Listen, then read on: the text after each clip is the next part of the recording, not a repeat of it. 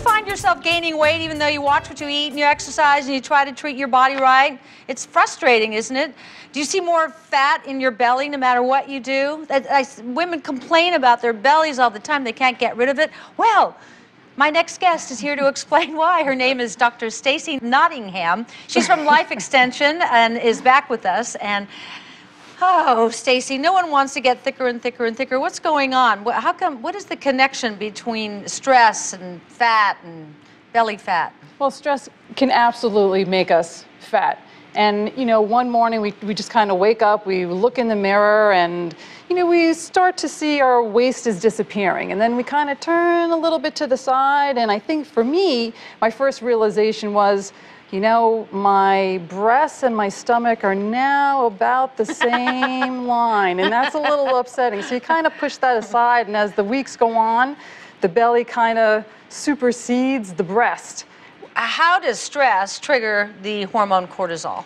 We now have this new modern stress where we have this old-time body that was really geared for flight and fight, where we had this very quick, you know, fight the saber-toothed tiger, we were done, and we had a recovery period. And now it's really, we have this pummeling, non-stop, everyday stress. We go to the bank, we don't have enough funds.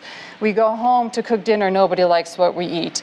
We go to relax, we get a phone call from our mother-in-law, she's coming in for 3 months. So the stress, it's a constant, non-stop stress, which our body's not really used to. We need that recover time, we need the emotional recover time, we need the physical recover time. So the new modern stress is an emotional, perceived stress. It's a real stress, but it's a constant, non-stop stress that releases cortisol in the body, and cortisol causes us to eat more carbs and sugar, and that carbs and sugar, which we're not burning off because we're not fighting saber-toothed tigers, right, is storing as fat, and it loves to store in the belly. Don't you think also that it's the technology, cell phones, iPads, constantly your mind is in constant motion. I know there are nights when I just can't turn off the noise. Is that cortisol? That's cortisol. Not only that, because the news gets to you even faster now. Yeah. Also, cortisol makes you crave the things that make you fat, doesn't it? Of course. Comfort food, stress eating. We crave chocolate, potato chips, carbs, sugar, fatty foods, because it helps to raise serotonin levels in the brain.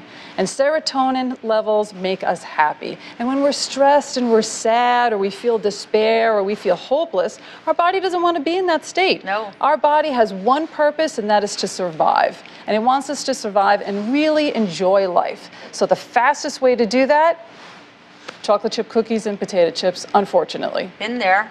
But we all like to have a nice figure. So yes. What are we going to do about this? How do we get our cortisol down? How do we normalize our leptin? The most important thing, of course, is to learn how to relax. And it sounds so simple, but it's so complicated. And unfortunately today, relaxation is not natural. Right. We are so stressed, overstressed, stressed out that we actually have to go take classes to learn how to relax, meditate. I love the fact that we're all learning how to breathe. Whatever you need to do, we have to make the time to do it, to just learn how to relax. We'll live longer, we'll be healthier. It takes time, though, and it takes a little practice. Yes, and you have to retrain yourself to be calm. But are there any supplements besides relaxation? Are there any supplements we can take? There are. There really are. What are they? Ervingia is one of my favorite products. Explain what Ervingia is. Okay. It's kind of remarkable. Ervingia is African, right? Yes, it's from the West African mango. You can buy it in a capsule form. You can buy it at health food stores. It's 300 milligrams a day, and it actually has clinically been shown to restore leptin levels, meaning you don't have this insatiable, I can't get full kind of entity. It also helps to keep the sugar down. So what other supplements? I love the idea. I love Ayurvedic medicine. You know, ashwagandha. What is ashwagandha? Ashwagandha is a wonderful herb that's an adaptogenic herb that has been shown to really help to balance cortisol levels. Bacopa, also wonderful herb to help balance cortisol levels. I love the idea of tea. I love the idea of tea for two reasons. Chamomile tea, I'm sure most people have heard of chamomile tea. Right. One of the things that I love about chamomile tea is that it's hot. and it takes time to drink your cup of tea. So just that time alone forces you to just slow down and relax. What about L-theanine? L-theanine is wonderful. That's an amino acid. It's also found in green tea. So a lot of people ask me, if I'm drinking green tea that's caffeinated, how is that relaxing me? It's relaxing you because the L-theanine component is very calming and relaxing. It increases something called GABA in the brain, which is a very calming neurotransmitter. Not everybody wants to take supplements. Right. And that's okay, because you know, we get pill fatigue and that's all right. Well, what we can do is incorporate some really healthy foods, such as citrus fruits, full of vitamin C, blunt cortisol levels. Magnesium, found in green leafy vegetables, help to blunt cortisol levels. Try to incorporate salmon, a fatty fish, that helps to blunt cortisol levels. So it's coming back, it goes back to the food. Always whole grains. It's all about the food that we're eating.